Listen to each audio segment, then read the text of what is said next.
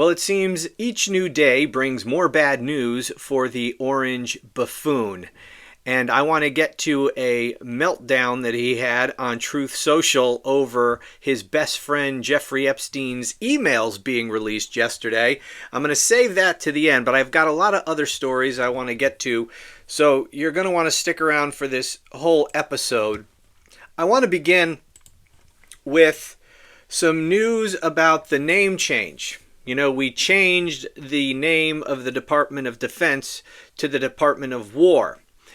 Actually, we didn't really do that at all. It's all make-believe because the name of the Department of Defense is set by Congress, and they haven't approved any name change. So the official name of the Department of Defense continues to be the Department of Defense. The Department of War is just a nickname. But I have a dollar figure amount or a rough estimate of what this name change, were it to be fully implemented, would cost the American taxpayer. And of course, Donald Trump, being the fiscal conservative that he is, he's very interested in not spending any more money than is absolutely necessary. That is why he put Elon Musk in charge of Doge. That's why we had to indiscriminately and illegally and unconstitutionally cut all of these things, departments, programs, fire people. You know, we had to cut that USAID program. It was so important to spend those few, to save those few nickels and pennies that we saved by cutting that program completely. And how many people have died as a result of that already? I think estimates are around 600,000 people, mostly children, have died because of those USAID cuts. And did those cuts really do anything to curb our debt spending? No. In fact, we have never accumulated so much debt in the history of our country as we are accumulating right now. In 1 2-month period since Trump took office, we added about $1 trillion to the national debt in just 2 months. So that all those Doge cuts and the USAID program being completely abolished didn't really make any difference. But it made a difference to those 600,000 people who are now dead as a result of that. And by the way, who are the people who cheer those cuts? They love that, right? All those good MAGA Christians who cheer the cutting of a program that makes zero difference in terms of our budget, but yet resulted in more than 500,000 people dying, most of whom, as I said, are children. Anyway, let me show you this article real quick. Trump's Pentagon name change could cost up to $2 billion. That's right, $2 billion. So that Trump and Pete Hegseth can act like tough guys. Let me just read a little of this. This is from NBC News. President Donald Trump's directive to change the name of the Department of Defense to the Department of War could cost as much as $2 billion. The name change, which must be approved by Congress, would require replacing thousands of signs, placards, letterheads, and badges, as well as many other items at U.S. military sites around the world that feature the Department of Defense name. This according to 2 senior Republican congressional staffers, 2 senior Democratic congressional staffers, and 2 other people briefed on the potential cost. New department letterhead and signage alone could cost $1 billion. One of the biggest contributors to the cost of changing the name would be rewriting digital code for all the department's internal and external facing websites, as well as other computer software on classified and unclassified systems.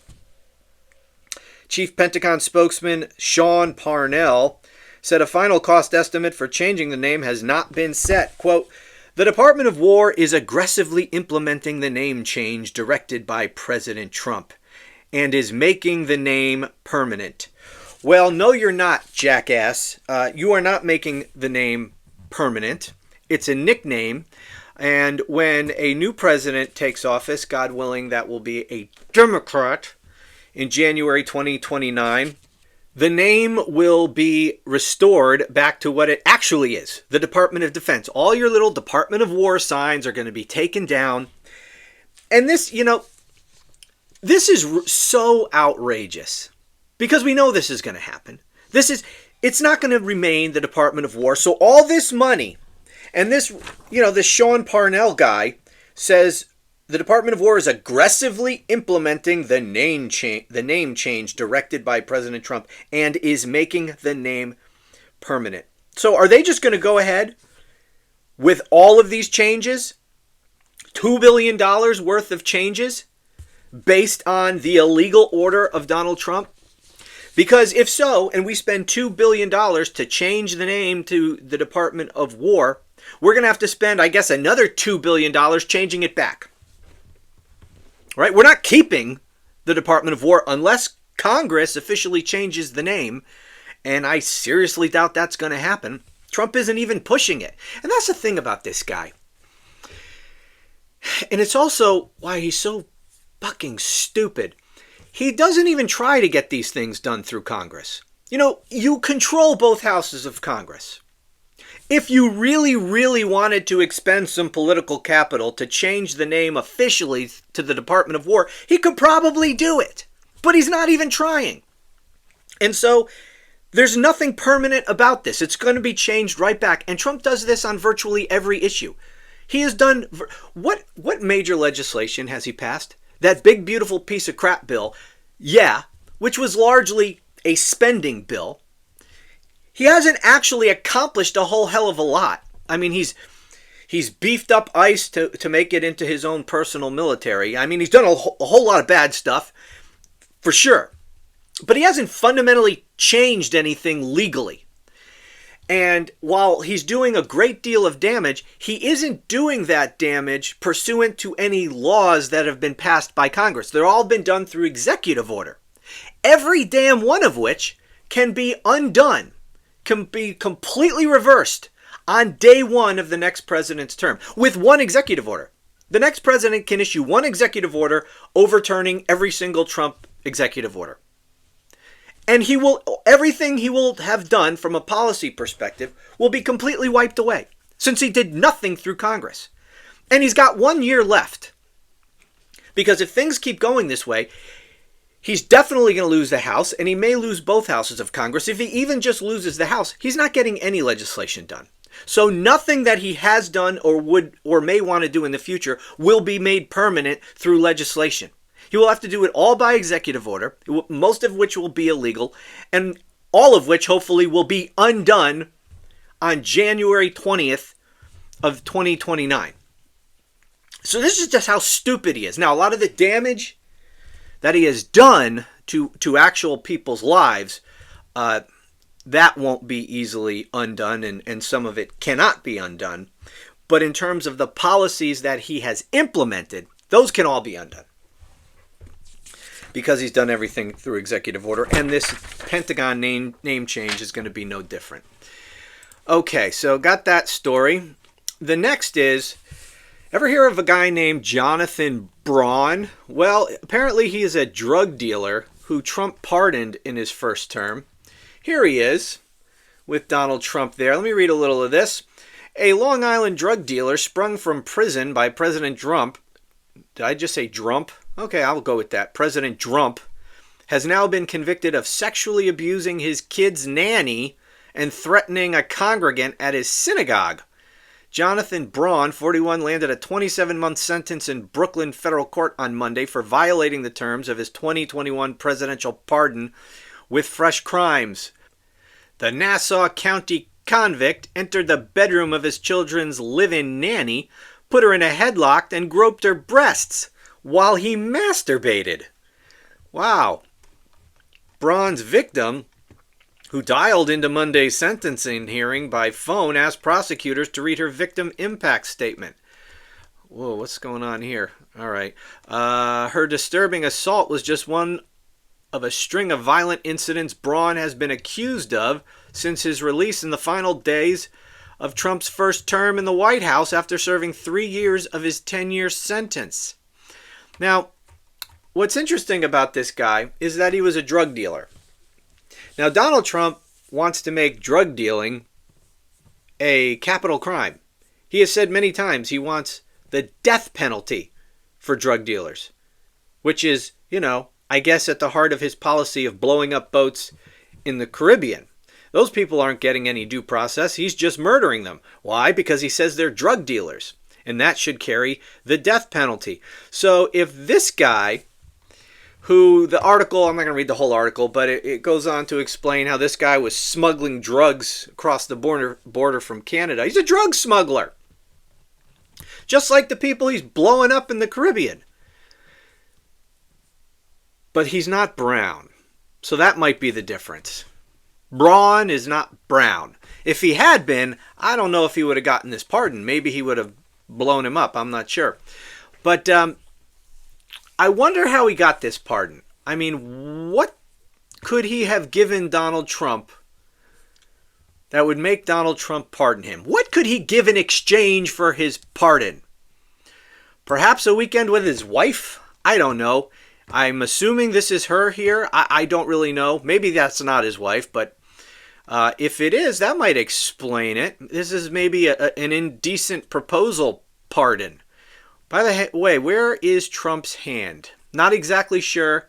Can't tell for certain, but that could have been payment for the pardon. Donald Trump doesn't do anything unless he gets something in return. Maybe he took a shine to this wife in her purple outfit there, and maybe that's what he got. Don't really know, but there have been a lot of stories about people that Trump has pardoned who have gone on to commit more crimes because they're scumbags. A lot of J6ers, a lot of January 6th insurrectionists are back in prison already for having committed additional crimes. Okay, so we got that. Oh, here's one. White House says October jobs and inflation data may never be released because of the shutdown. Oh, nice excuse. Not because of the shutdown. It's because the data is bad. It's bad. We got some information about the October economic numbers, specifically jobs numbers, and we talked about this a couple days ago, or last week sometime. We lost so many jobs in the month of October in this country. It was the worst job loss in 22 years. So that is why we're not going to get any more October economic numbers. The shutdown is just a convenient excuse. They use the shutdown as an excuse for a lot of things. Like it was an excuse for Donald Trump to tell Grinder Mike Johnson to keep the House in recess so that he couldn't swear in now Congresswoman Grijalva, so that she couldn't be the 218th vote on the discharge petition, which she now has become, and which we're going to get a vote on that. But now you see why he did not want the government to reopen. Now he paid lip service. He pretended he wanted the government to reopen, but he didn't. That's why he wasn't going to negotiate at all, because he didn't want... There's nobody more pissed off at Democrats and agreeing to end the government shutdown than Donald Trump, because he wanted to keep this going for as long as possible. Because you see what happened. The government shutdown ends and the Epstein stuff blows up in his face. This is what he was trying to prevent. Okay, what do I have next here? Oh, speaking of Venezuela, when I was talking about Braun, the drug smuggler, I was talking about Venezuela. Got some Venezuela news. Venezuela announces massive mobilization of military forces as America's largest warship sails into region. So, Venezuela, especially with this Epstein stuff hitting the fan, these guys are almost certainly going to get bombed at a minimum, because he needs to distract.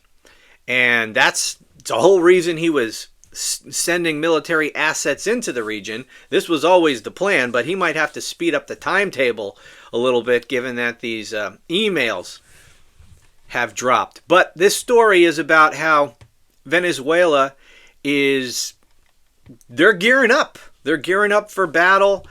I mean, they're no match for our military, but, depending on what Trump does.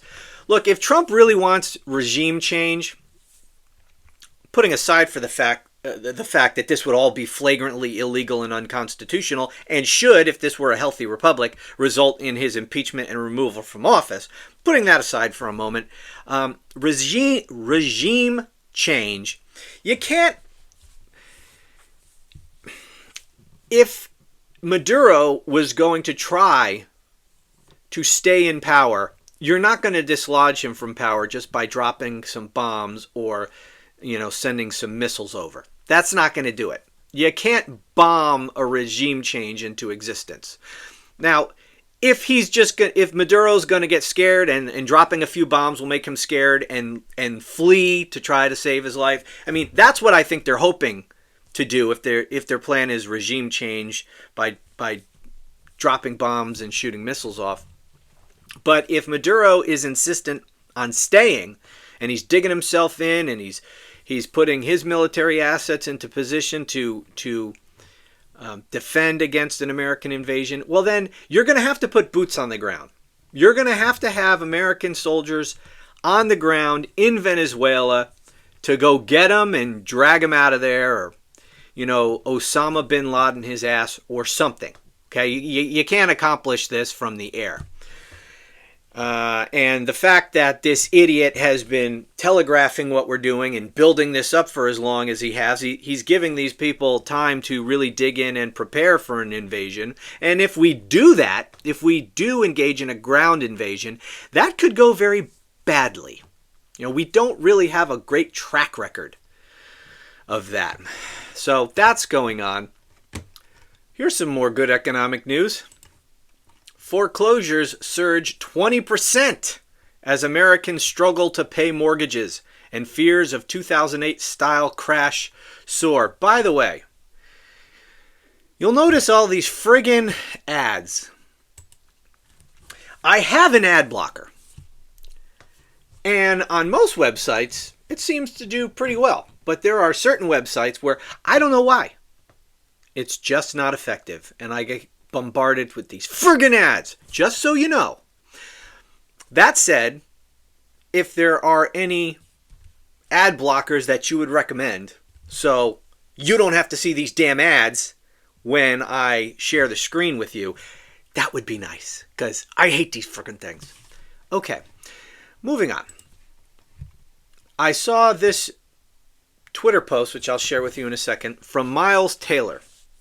He was a former national security official in Trump's first term, who is, turned against Trump, adamantly anti-Trump. So he's probably one of the people, and he has talked about this many times and is prepared for it.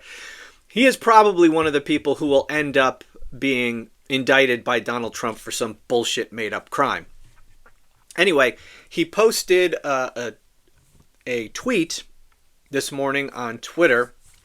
Where else would you post a tweet?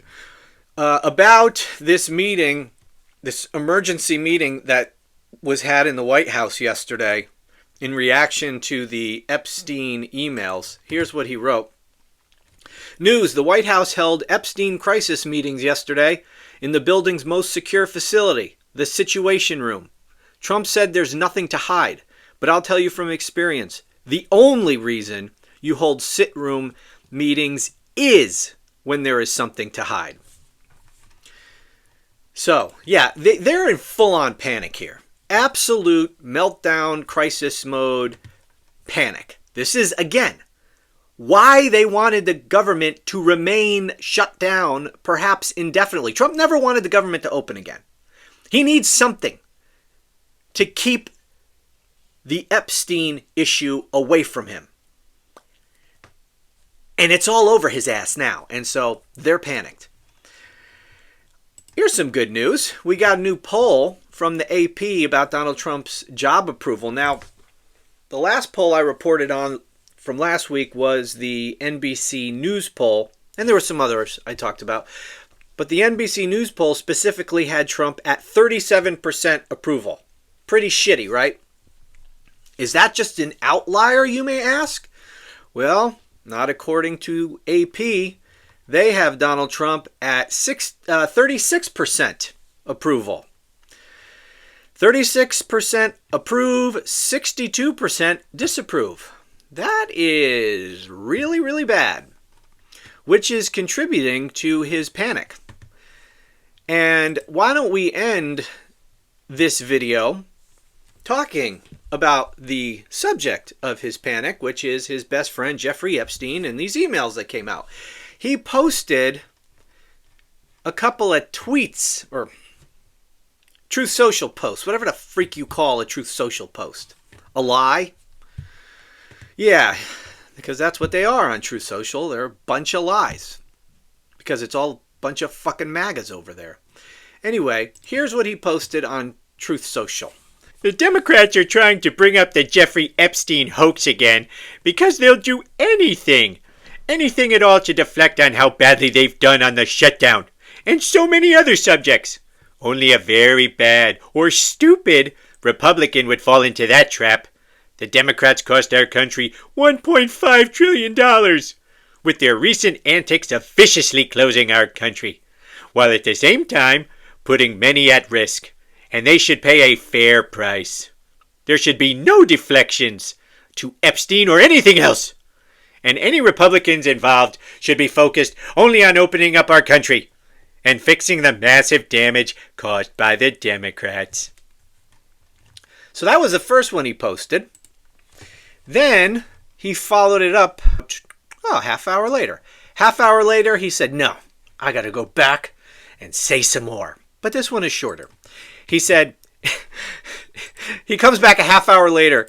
In other words, because he needed to explain what he meant the first time, right? So he said, in other words, the Democrats are using the Jeffrey Epstein hoax to try and deflect their massive failures. In particular, the most recent one, the shutdown. Yeah, you said that the first time, jackass. You didn't really need, it was pretty obvious what you're talking about because you said what you were talking about in the first one. So I don't know why you needed to do in other words. In other words, stop talking about Jeffrey Epstein. This is not good for me. Pretty soon they're going to find out the truth. And the truth is bad. Lousy Epstein!